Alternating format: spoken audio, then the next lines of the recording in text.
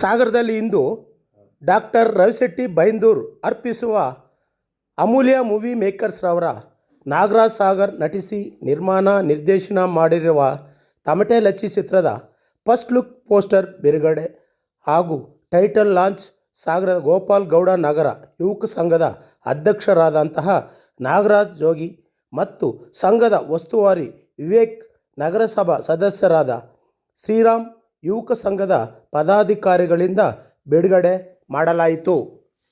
ಕೆಲವೇ ಕ್ಷಣಗಳಲ್ಲಿ ಈ ಸಂದರ್ಭದಲ್ಲಿ ಈ ಚಿತ್ರದ ಸಂಗೀತ ನಿರ್ದೇಶಕರಾದ ಅರುಣ್ ರಾಮರಾಜ್ ಅಮೂಲ್ಯ ಮೂವಿ ಮೇಕರ್ಸ್ ರವರ ತಮಟೆ ಲಚ್ಚಿ ಸಿನಿಮಾದ ಫಸ್ಟ್ ಲುಕ್ ಪೋಸ್ಟರ್ ಬಿಡುಗಡೆ ಹಾಗೂ ಟೈಟಲ್ ಲಾಂಚ್ ಆಗಲಿದೆ.